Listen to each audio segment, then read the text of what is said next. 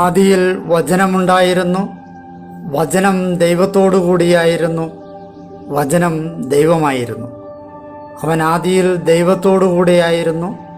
സമസ്തവും അവനിലൂടെ ഉണ്ടായി, ഒന്നും അവനെ കൂടാതെ ഉണ്ടായിട്ടില്ല. അവനിൽ ജീവനുണ്ടായിരുന്നു, ആ ജീവൻ മനുഷ്യരുടെ വെളിച്ചമായിരുന്നു. ആ വെളിച്ചം ഇരുളിൽ പ്രകാശിക്കുന്നു, അതിനെ കീഴടക്കുവാൻ ഇരുളിന് കഴിഞ്ഞില്ല. തൻ്റെ പ്രബോധനങ്ങളാൽ നമ്മെ ജ്ഞാനികളാക്കുന്ന സകലത്തിൻ്റെയും നാഥനായ ദൈവം വാഴ്ത്തപ്പെട്ടവനാകട്ടെ. ഞങ്ങളുടെ കർത്താവായ ദൈവമേ, അങ്ങയുടെ ജീവദായകവും ദൈവീകവുമായ തിരുവചനങ്ങളുടെ മധുരസ്വരം ശ്രവിക്കുന്നതിനും ഗ്രഹിക്കുന്നതിനും ഞങ്ങളുടെ ബുദ്ധിയെ പ്രകാശിപ്പിക്കണമേ.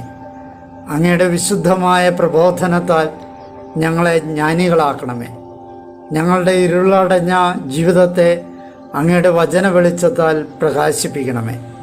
അങ്ങയുടെ വചനങ്ങളാൽ ഞങ്ങളുടെ മനസ്സിനെ ജ്വലിപ്പിക്കണമേ. ആമേൻ. ഒരു വർഷം കൊണ്ട് സമ്പൂർണ്ണ ബൈബിൾ വായന 56-ാം ദിവസം. 10 പ്രമാണങ്ങൾ. ഇന്നേ ദിവസം നമ്മൾ സംഖ്യയുടെ പുസ്തകം 5-ാം അധ്യായം, നിയമാവർത്തന പുസ്തകം 5-ാം അധ്യായം, 90-ാം സങ്കീർത്തനം എന്നിവ വായിക്കുന്നു. കുടുംബത്തിലും സമൂഹത്തിലും മലിനത ഉണ്ടാകാതിരിക്കുവാനും കുടുംബജീവിതത്തിൽ അവിശ്വസ്തത ഉണ്ടായാൽ ചെയ്യേണ്ട പരിഹാര കർമ്മങ്ങളും അനുഭവിക്കേണ്ട ശിക്ഷകളുമാണ് ഇന്ന് നമ്മൾ ശ്രവിക്കുന്നത്. ദൈവം നൽകിയ ചട്ടങ്ങളും ന്യായപ്രമാണങ്ങളും അനുവർത്തിക്കുവാൻ മോശ ജനങ്ങളോട് പറയുന്നു. രോഗത്തെയും വിശ്വാസത്തെയും കുറിച്ചുള്ള തെറ്റായ വ്യാഖ്യാനങ്ങളെക്കുറിച്ച് നമ്മൾ ജാഗ്രത പാലിക്കേണ്ടതുണ്ട്. സംഖ്യയുടെ പുസ്തകം 5-ാം അധ്യായം. മലിനരെ അകറ്റുക. കർത്താവ് മോശയോട് ഇപ്രകാരം വചിച്ചു: ഓരോ കുഷ്ഠബാധിതനെയും സ്രവമുള്ള ഓരോരുത്തനെയും മൃതദേഹം വഴി മലിനനായവനായ ഓരോരുത്തനെയും പാളയത്തിൽ നിന്ന് പറഞ്ഞയക്കണമെന്ന് ഇസ്രായേല്യരോട് നീ കൽപ്പിക്കുക. സ്ത്രീ പുരുഷ ഭേദമന്യേ നിങ്ങൾ പറഞ്ഞയക്കണം. പാളയത്തിന് പുറത്തേക്ക് നിങ്ങളവരെ പറഞ്ഞയക്കണം. അങ്ങനെ അവരുടെ മധ്യേ ഞാൻ വസിക്കുന്ന അവരുടെ പാളയങ്ങൾ അവർ മലിനമാക്കാതിരിക്കട്ടെ. ഇസ്രായേല്യർ അപ്രകാരം ചെയ്തു. അവർ അവരെ പാളയത്തിന് പുറത്തേക്ക് പറഞ്ഞയച്ചു. കർത്താവ് മോശയോട് എപ്രകാരം കൽപ്പിച്ചുവോ അപ്രകാരം ഇസ്രായേല്യർ പ്രവർത്തിച്ചു. നഷ്ടപരിഹാരം. കർത്താവ് മോശയോട് അരുളി ചെയ്തു: നീ ഇസ്രായേല്യരോട് പ്രസ്താവിക്കുക, അവർ കർത്താവിനെതിരെ അവിശ്വസ്തത കാട്ടി ഏതെങ്കിലും മാനുഷിക ദ്രോഹം ചെയ്യുന്നുവെന്നിരിക്കട്ടെ. പുരുഷനായാലും സ്ത്രീയായാലും ആ വ്യക്തി കുറ്റം ചെയ്യുന്നു. തങ്ങൾ ചെയ്ത പാപം അവർ ഏറ്റുപറയണം. തൻ്റെ നഷ്ടപരിഹാരം അതിൻ്റെ മൂല്യത്തിൽ അവൻ തിരിച്ചേൽപ്പിക്കണം. അതിന്മേൽ അതിൻ്റെ 5-1 കൂട്ടിച്ചേർത്ത് ആരെ അവൻ ദ്രോഹിച്ചുവോ അവന് നൽകണം. നഷ്ടപരിഹാരം ഒരുവനെ തിരിച്ചേൽപ്പിക്കുവാൻ വീണ്ടെടുപ്പുകാരനില്ലാത്ത പക്ഷം തിരിച്ചേൽപ്പിക്കപ്പെടേണ്ട നഷ്ടപരിഹാരം കർത്താവിനുള്ളതായിരിക്കും, അതായത് പുരോഹിതനുള്ളതായിരിക്കും. ഇത് അതിനെ പ്രതി അർപ്പിക്കേണ്ട പരിഹാര യാഗത്തിൻ്റെ മുട്ടാടിന് പുറമെയാണ്. ഇസ്രായേല്യരുടെ എല്ലാ വിശുദ്ധ കാര്യങ്ങൾക്കുമായി അവർ പുരോഹിതന് സമർപ്പിക്കുന്ന ഓരോ കാണിക്കയും അവനുള്ളതായിരിക്കും. എന്നാൽ ഒരുവൻ തനിക്കായി വേർതിരിച്ചിട്ടുള്ളവ തനിക്കുള്ളതായിരിക്കും. ഒരുവൻ പുരോഹിതന് നൽകുന്നത് അവനുള്ളതായിരിക്കും. ഭാര്യയെ സംശയിച്ചാൽ.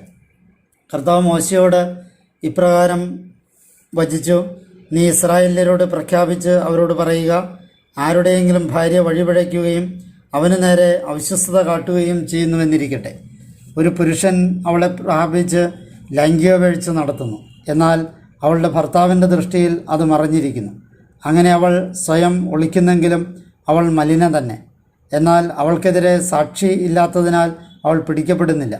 മറിച്ച് ഭാര്യ മലിനയായിരിക്കെ അസൂയയുടെ അരൂപി ഒരുവൻ്റെ മേൽ കടന്നുകൂടി അവനവളെ സംശയിക്കുകയോ ഭാര്യ അല്ലാതിരിക്കെ അസൂയയുടെ അരൂപി ഒരുവൻ്റെ മേൽ കടന്നുകൂടി അവനവളെ സംശയിക്കുകയോ ചെയ്താൽ ഭർത്താവ് തൻ്റെ ഭാര്യയെ പുരോഹിതൻ്റെ പക്കൽ ഹാജരാക്കണം.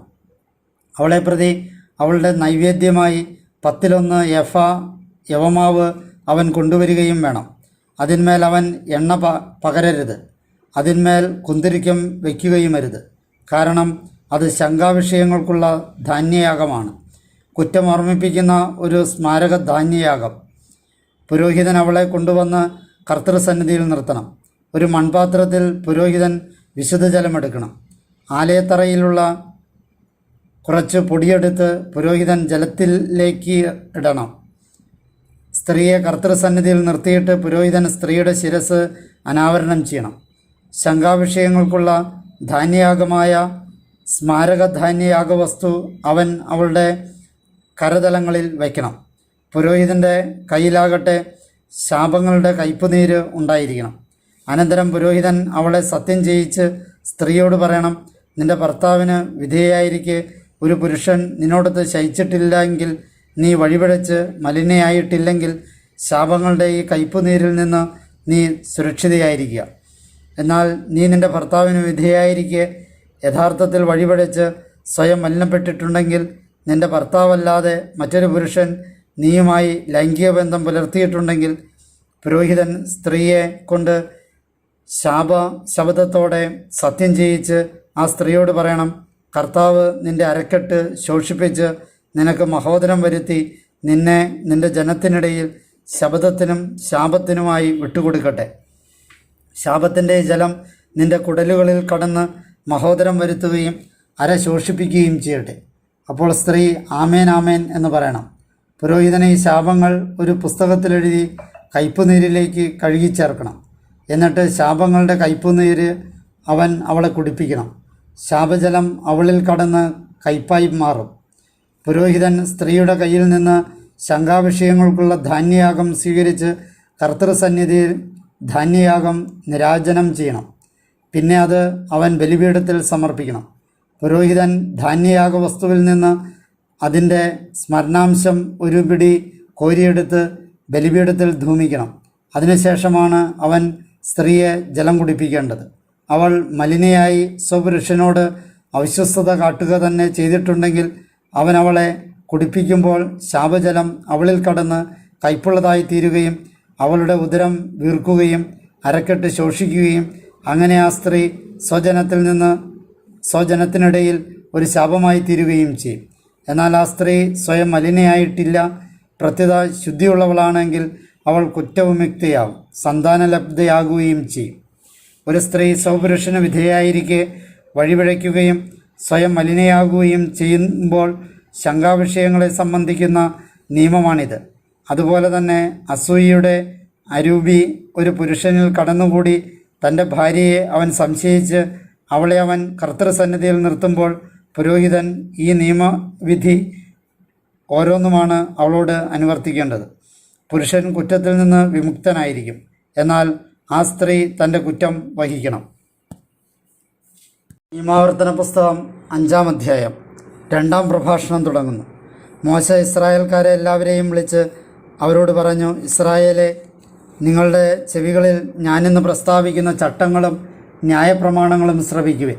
അവ നിങ്ങൾ പഠിക്കുകയും അനുവർത്തിക്കാൻ ശ്രദ്ധിക്കുകയും ചെയ്യുവിൻ. നമ്മുടെ ദൈവമായ കർത്താവ് ഹോറബിൽ വെച്ച് നമ്മളുമായി ഒരു ഉടമ്പടി ചെയ്തു. നമ്മുടെ പിതാക്കന്മാരുമായല്ല കർത്താവ് ഈ ഉടമ്പടി ചെയ്തത്.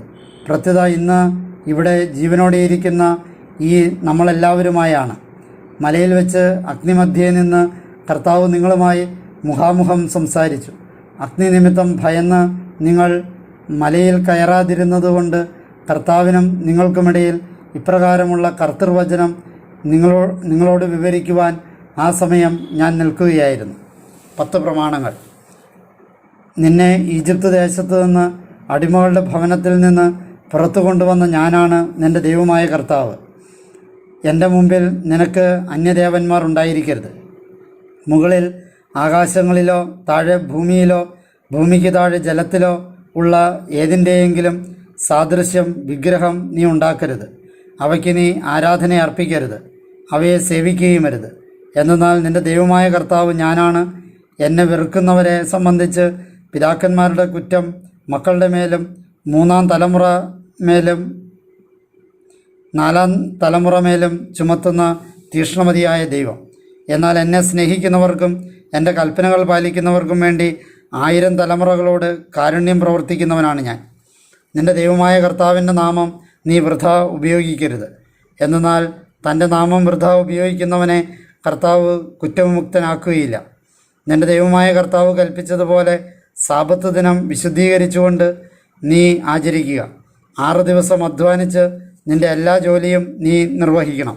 എന്നാൽ 7-ാം ദിവസം നിൻ്റെ ദൈവമായ കർത്താവിൻ്റെ സാബത്താണ്.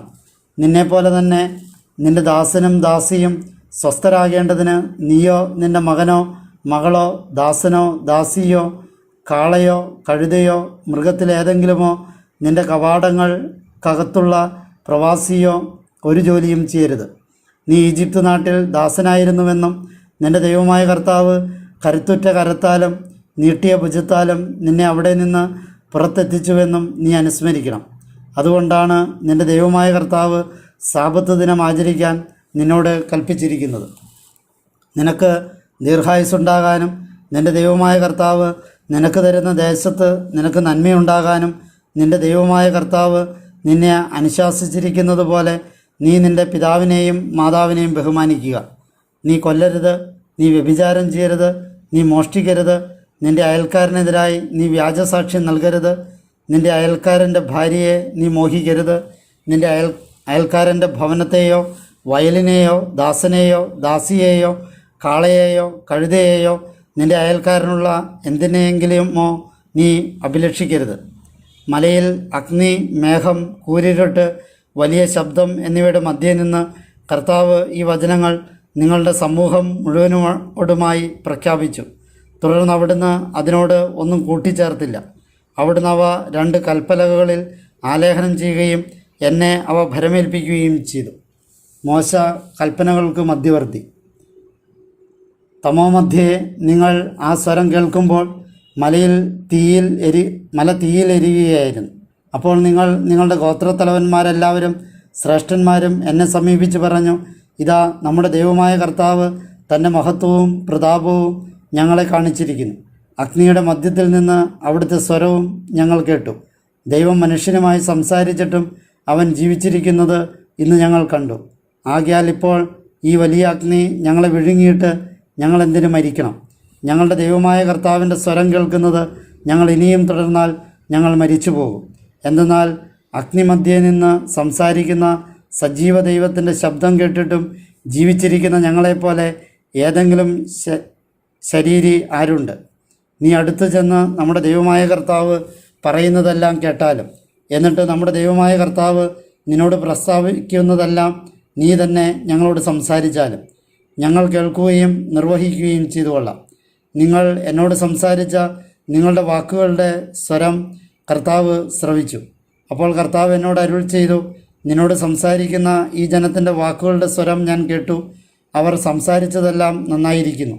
എല്ലാ ദിനങ്ങളിലും എന്നെ ഭയപ്പെടാനും എൻ്റെ എല്ലാ കൽപ്പനകളും പാലിക്കാനും അങ്ങനെ അവർക്കും അവരുടെ മക്കൾക്കും എന്നേക്കും നന്മയുണ്ടാകാനുമുള്ള അവരുടെ ഈ ഹൃദയച്ച യാഥാർത്ഥ്യമായിരുന്നെങ്കിൽ നീ ചെന്ന് അവരോട് നിങ്ങളുടെ കൂടാരങ്ങളിലേക്ക് മടങ്ങിപ്പോകുവിൻ എന്ന് പറയുക.